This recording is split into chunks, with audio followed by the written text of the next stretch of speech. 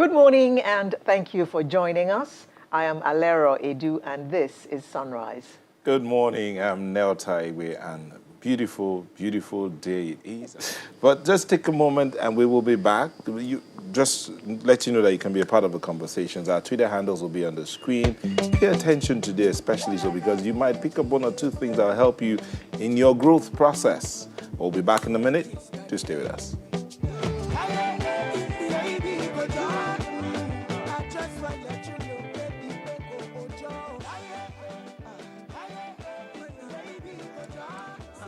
Thank you for staying with us. Alera, to the others. Yes, now let's get the show on the road. Nigeria has woken up to a new social and economic reality since the COVID-19 hit us, hit the world.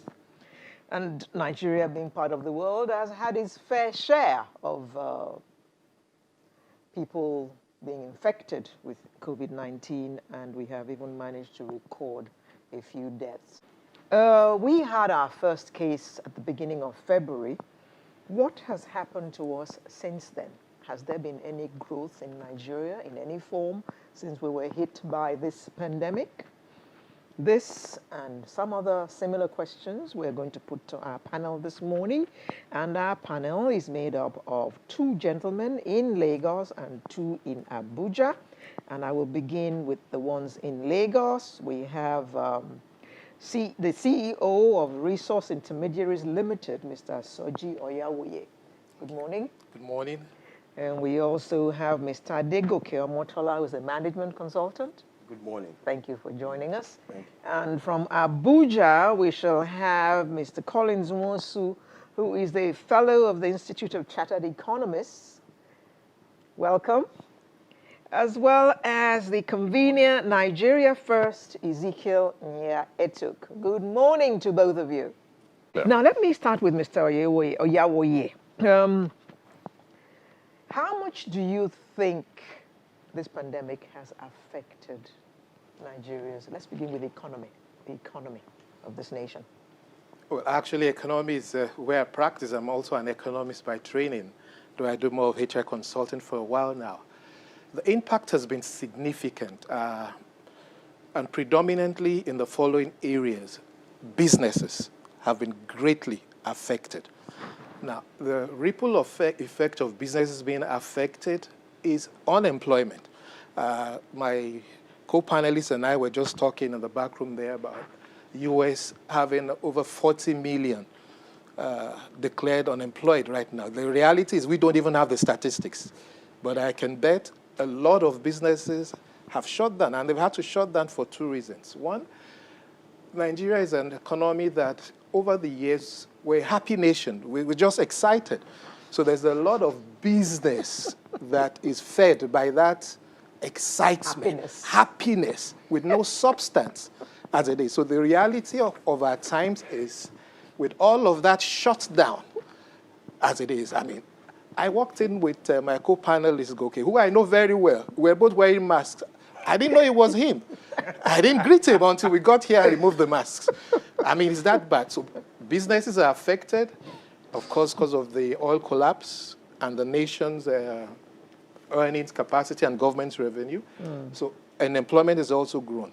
The pandemic is affecting everyone, regardless of your social status or your wealth. However, the poor are worse affected, unfortunately. Okay. Again, back to what you said earlier, excitement, no substance. But from what the architect and Collins have talked about, Nigerians are thinking. Even without infrastructure, Nigerians have always been known to think. Do you see this as another opportunity for those thinking and those not thinking to come together and innovate? Well, the thing with thinking is first, in reality, everything is created twice. Everything is first created in our thoughts, and then it is acted out. I beg to differ that the bulk of that thinking are for selfish pursuits, not selfless pursuits. And the major problem I envision we have as a nation is we keep on saying Nigeria this, Nigeria that. Who is Nigeria? Nigeria is not the geographical space. Nigeria really is you and I.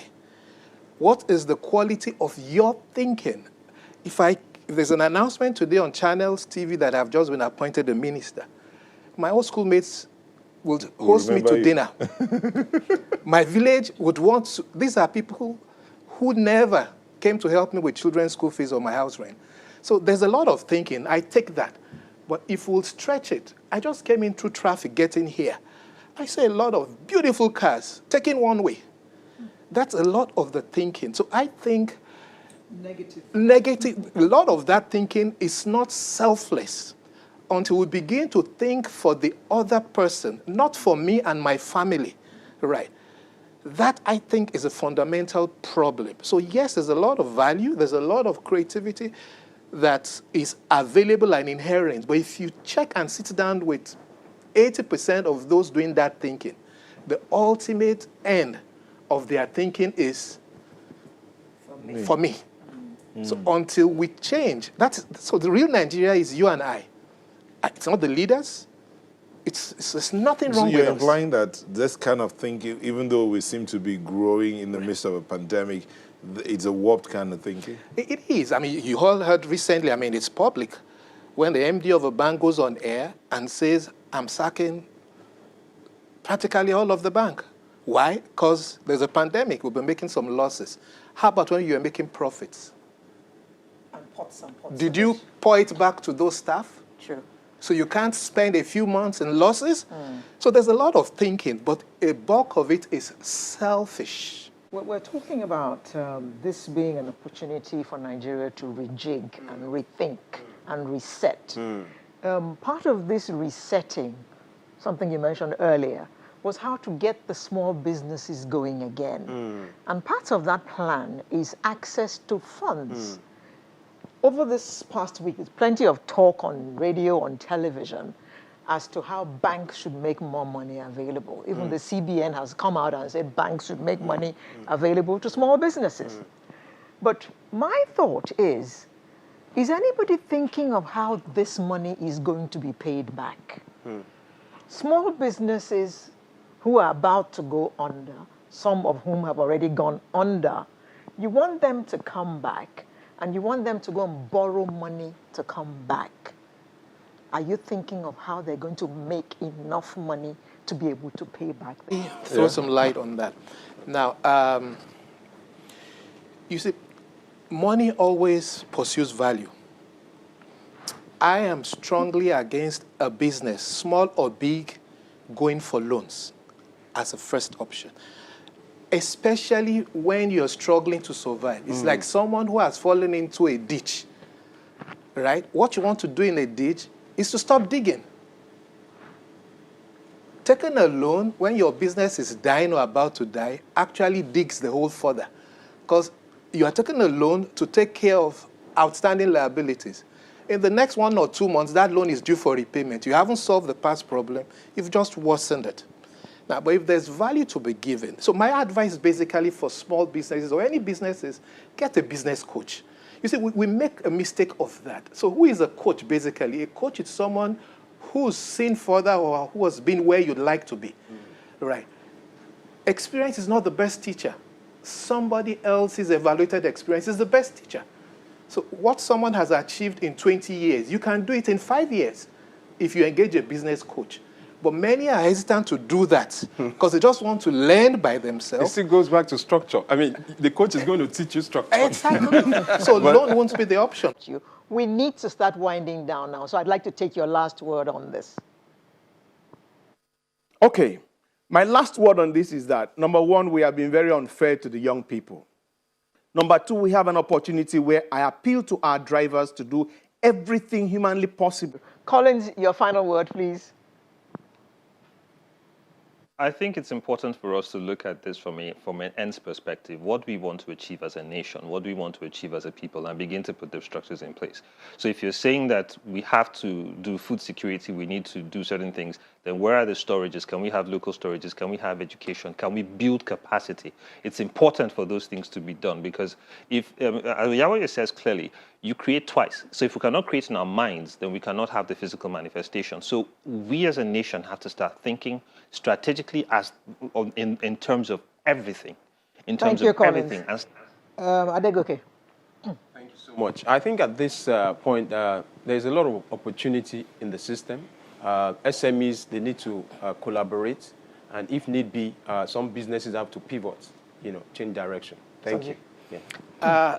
Rather than Nigerians' growth within the pandemic, I would change that to my growth within the pandemic. There's no Nigeria without you and I.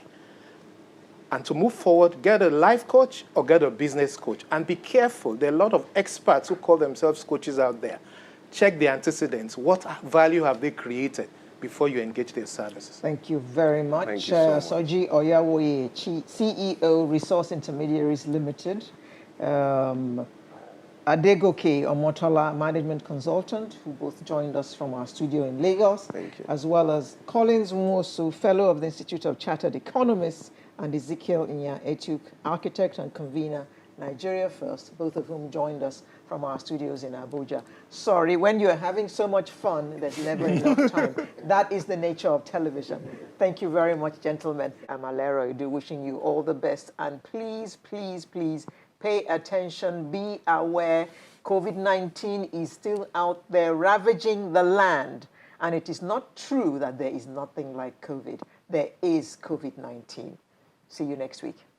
I'm Nel Taigwe, thanking you so much for letting us be a part of your day. All of you that sent in comments, the ones we could read and the ones we couldn't read. We do appreciate you and want to encourage you to keep doing, but also encourage you to be the best you can be and reach out and touch somebody else's life. Be all that you can be to somebody else. Let your gift beautify somebody else and you'll be better off.